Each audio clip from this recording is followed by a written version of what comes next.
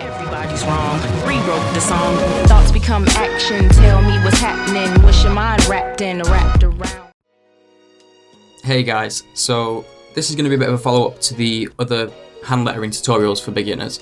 And I actually haven't created any templates or guides for you guys to follow along with.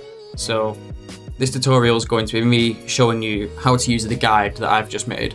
So what I did was basically draw out the skeleton of the letter forms that I usually draw, and then vectorized those, adding arrows to show which direction each stroke goes in. There'll be a link in the description where you can download this, and there will also be a download link to a version which I have actually gone over with a brush pen, so you can use that as a bit of a reference point. The way you can use these guides is either print them out and draw directly on top of them, or if you've got tracing paper, you could simply put tracing paper over the top and do the lettering onto the tracing paper. Or another alternative would be, if you've got a light box, then of course put this underneath and then put a plain piece of paper on top and you can use it that way. And that'd save you printing multiple copies out every time you want to use it. Okay, so the pen that I'm going to be using for this is the Sharpie fabric marker. The reason I'm using this is because personally it's my favourite brush pen at the minute. Like, this changes quite a lot, but as of now this is currently my favourite brush pen. I find that strokes tend to be much smoother, and for me it's just easier to control. The only downside to this pen is that it's a fabric marker, so the ink's really wet, meaning that they run out quite quickly. So bear that in mind if you're planning on buying some of these, but I would definitely recommend buying them. So as you can see, at the bottom here there's some short and simple instructions of how to use this. So it says orange arrows equals starting stroke. So wherever these orange arrows are, that's where you start your stroke. Up arrows are thin strokes, so any arrows going in the upward direction would be a thin stroke. And down arrows are thick strokes, so any strokes going in the downward direction would be thick. Any arrows that are going horizontal can be thick or thin, that just completely depends on what you want to do. So you can experiment with that, and you can also experiment with the letter forms themselves once you've got used to the basic structure of them. So what I'll do is I'll just go through a couple of the letters to show you how to use this template, and like I said before, there'll be a download link in the description for both this version and the completed version, so you can use it as a reference. Okay, so we'll start off with the letter A, and I'll just zoom in actually so it's a bit easier for you to see. There we go.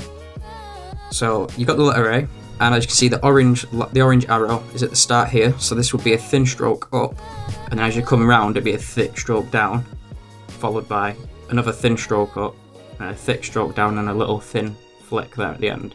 And of course when you're connecting this to another letter, what you'd do is you just bring the thin stroke right up and then connect it. So go on the first letter first and show you. So thin stroke, down to a thick stroke, back up thin again, and thick back down with a little flick. And you don't have to do all this in one stroke, of course. You can take the pen off, reposition your hand to get the next stroke. So I'll do the letter B, thick stroke down, thin stroke up, round, thick stroke down, and then back. Let's go to the letter C. So do a thin stroke up, starting with the orange arrow, thick stroke down, and a thin stroke back up again. Let's go. I'll do the top line of the top row, and then I'll do a couple on each different row. So we'll just do all the top ones first. So the D is pretty much the same as the A that we just did, except from this stroke here goes to the top. So let's go like we did with the A, thin stroke, around to a thick stroke, back up to thin. Now what I tend to do is, when I'm not using a guideline, I would just bring this thin stroke right up to the top and then press down to bring a thick stroke down. But as this guideline shows, you'd stop here and then bring a thick stroke down, but of course you can do, so I'll show you what I would normally do. So you just go straight up and then bring the thick stroke back down, just to make sure it's all aligned properly. But of course you can just do thin stroke, stop here, and then do the thick stroke down. That's completely up to you how you want to do it. So do the letter E, just start down here with the orange arrows, with a thin stroke. Well, this could be thick or thin because it's sort of horizontal. So this is completely up to you, whichever way you want to do it. So I'm just going to do a thin stroke. Bring it thin, you're onto a thick stroke, and back up to a thin stroke again. Now, you might not be able to follow these exactly how they are, and that's completely fine. You don't have to follow it perfectly. As you can see, there's some grey bits here where I've not followed it perfect. but just find out what's most comfortable for you and how it looks best when you do it. So start with the F, we do a thick stroke down from the top, curve it round with a thin stroke back, sort of loop it inside here. It's kind of hard to see on the little template that I made. There's a little bit of a bump coming out the side here where you'd actually loop it. You don't have to bring it out the back here like that. You don't have to do that, but you can do. And just add a flick there, so you don't have to follow the guide perfectly. Like I said before, you can do whatever looks best. So I've added a little flick, and I've chose to go with a thick line. So let's go to the letter G, which is essentially just the A and the D, but with a flick at the bottom. So start with a thin line, and with a thick, back up with a thin line, thick line down, and then round with a thin flick.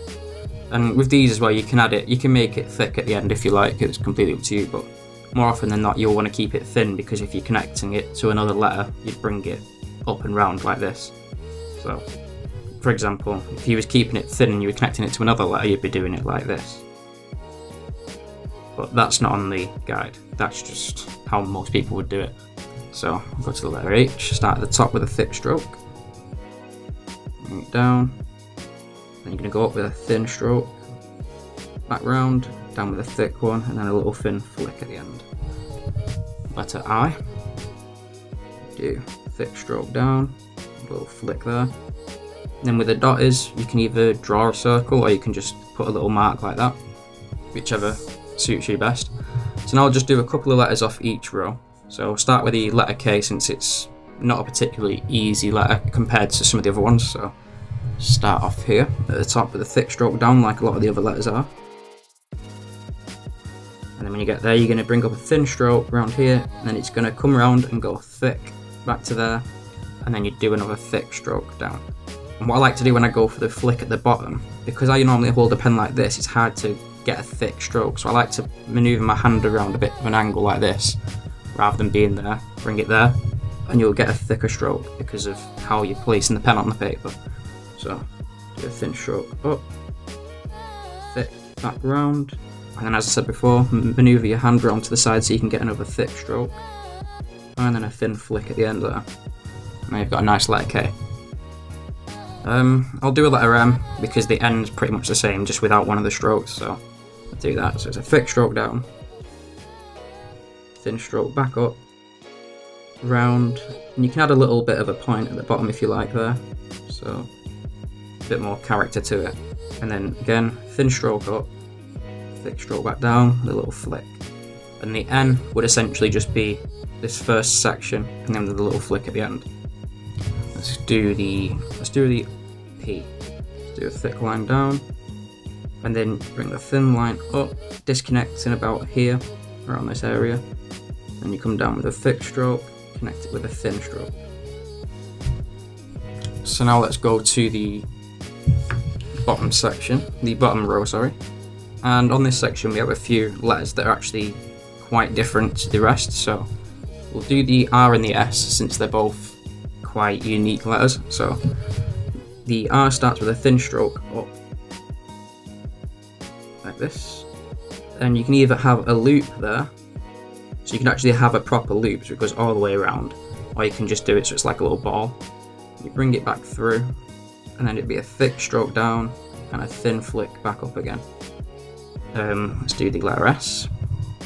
So you start with a thin stroke up, and you can either just bring it straight back down with a thick stroke, or you can sort of loop it there like that. Whatever you find easiest with that letter. So that's them two. The letter T, I'll do that because it's got a crossbar through it, just to give you an idea of how I do that.